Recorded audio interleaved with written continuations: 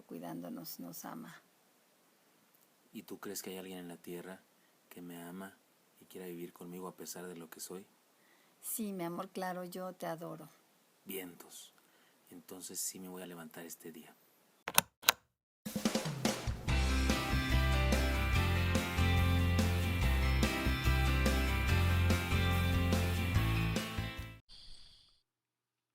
Dios les bendiga, soy el pastor Gilberto Gutiérrez de la Iglesia Bautista Obre de México DF. Me da mucho gusto saludarles en este sábado 8 de octubre de 2016. Juventud saludable es el tema del mes. Antes de morir es el tema de la semana que estamos terminando. Principios para vivir a plenitud. Dice Eclesiastés 12, 9 al 14. Y cuanto más sabio fue el predicador, tanto más enseñó sabiduría al pueblo, e hizo escuchar, e hizo escudriñar, y compuso muchos proverbios. Procuró el predicador hallar palabras agradables y escribir rectamente palabras de verdad. Las palabras de los sabios son como aguijones, y como clavos hincados son las de los maestros de las congregaciones dadas por un pastor. Ahora, hijo mío, a más de esto sea amonestado. No hay fin de hacer muchos libros, y el mucho estudio es fatiga de la carne. El fin de todo el discurso oído es este: teme a Dios y guarda sus mandamientos, porque esto es el todo del hombre. Porque Dios traerá toda obra a juicio, juntamente con toda cosa encubierta, sea buena o sea mala. Eclesiastés 12, 9 al 14. El pasaje y el libro completo terminan con una declaración que puede parecernos muy religiosa y para algunos difícil de entender. Nos habla del juicio de Dios. Eso puede producirnos miedo y algunos incluso pavor, pero si entendemos el juicio de Dios, podremos vivir con esperanza y dormir tranquilos. Les anticipo que abordaremos una de las doctrinas más importantes de la Biblia, tal vez la doctrina más importante de la Biblia. Recuerden que mi intención en estos devocionales, lo anuncié desde el principio, no es dar mensajes estilo conferencista de superación personal, ni reflexiones moralistas o palabras que endulcen los oídos con falsas esperanzas. Mi intención es compartirles la palabra de Dios, la Biblia, y el mensaje del Evangelio de San Jesucristo que está en la Biblia. Así que les invito a reflexionar con atención y seriedad en lo que estos pasajes, voy a leer muchos, nos enseñan. He aquí el séptimo principio para vivir a plenitud. Vivamos el juicio de Dios. Vivamos el juicio de Dios. Así dice el Eclesiastés, porque Dios traerá toda obra a juicio, juntamente con toda cosa encubierta, sea buena o sea mala. El problema para entender este término, relacionado con la salvación, por cierto, es el uso popular que se le da a una palabra por ahí, la palabra justificar.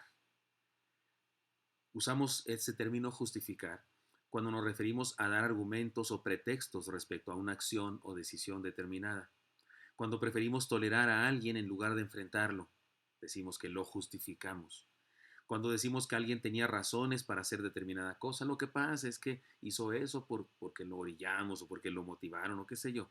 Sin embargo, en la Biblia, la justificación es algo más serio, profundo y significativo. Y lo que este libro de Eclesiastés dice al final, que Dios traerá toda cosa a juicio, tiene que ver con esto, con la justificación. Leamos algunos pasajes bíblicos que hablan de la justificación y podremos comprenderlo. La justificación se origina primeramente en la perfecta vida del Señor Jesús. Les leo.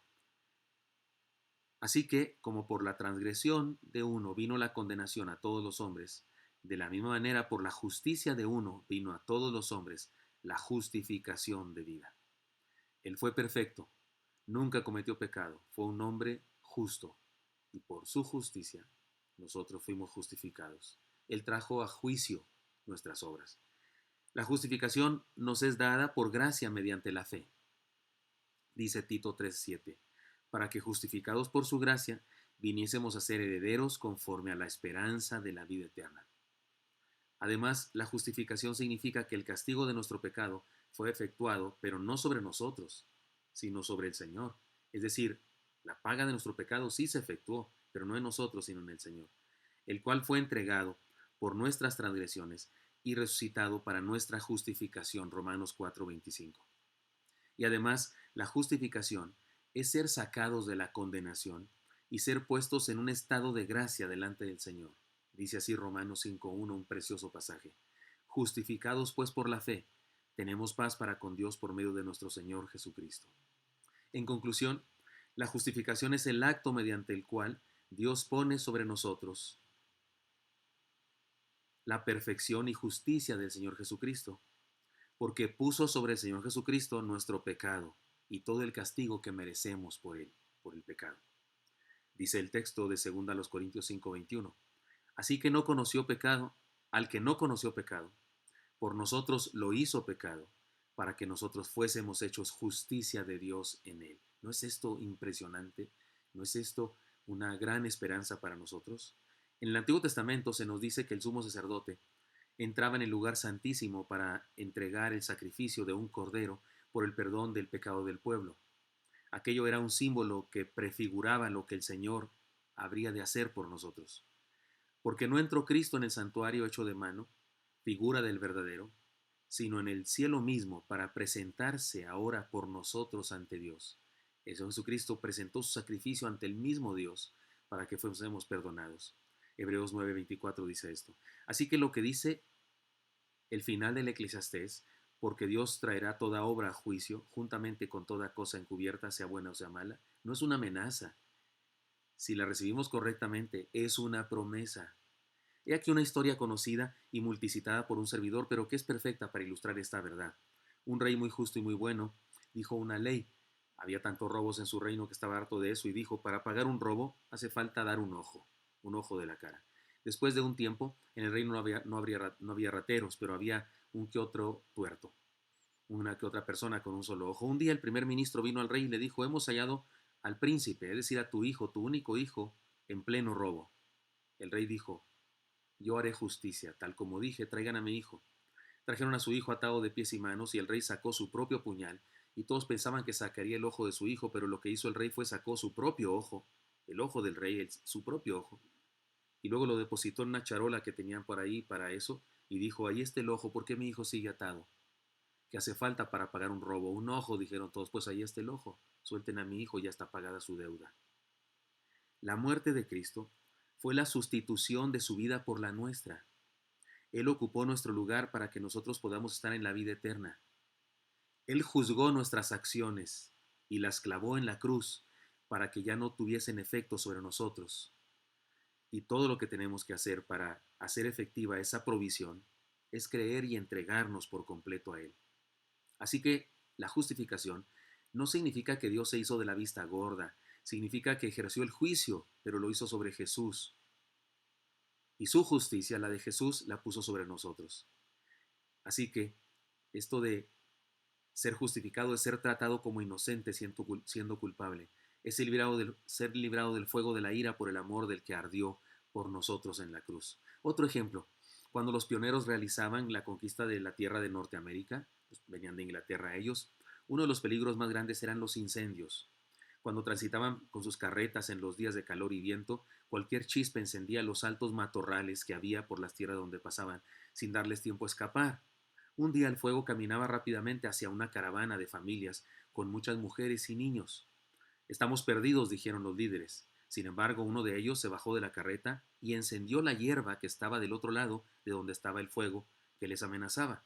Todos se sorprendieron de la acción porque había fuego que venía hacia ellos y este encendió otro fuego. Pero cuando este fuego que él encendió quemó toda la maleza que estaba ahí, ya no había más cosa que quemar, y les dijo a todos, llevemos ahí las carretas y pongámonos ahí en la tierra que ya había sido quemada. El fuego no les haría nada porque estaban en tierra que ya había sido consumida. La hierba ya había sido consumida. Nosotros somos salvos porque estamos en Cristo, quien ha sido consumido por nuestra justificación. Y para finalizar una historia más todavía, había una vez un hombre con un siervo muy torpe. Y un día este amo le dijo a su siervo, toma esta vara. Le dijo, esta vara significa que eres muy torpe y siempre la traerás contigo a menos que encuentres a alguien más torpe que tú y se la entregues. De vez en cuando le preguntaba a su siervo, ¿tienes la vara contigo? Y de esa manera comprobaba que su siervo no había encontrado a nadie más torpe que él.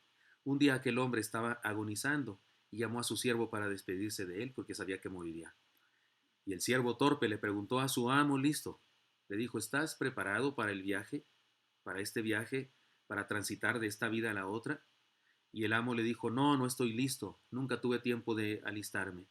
Y entonces el siervo le dijo, pues toma la vara, porque al fin he encontrado a alguien más torpe que yo. Sin duda que es una terrible necedad no disfrutar de la salvación maravillosa que Dios nos ofrece en Cristo y no prepararnos para cuando seamos llamados a su presencia. Espero que esto sea útil. Vivamos el juicio de Dios. Espero que esto sea útil para usted. Me gustaría encontrarme el día de mañana. Hasta pronto.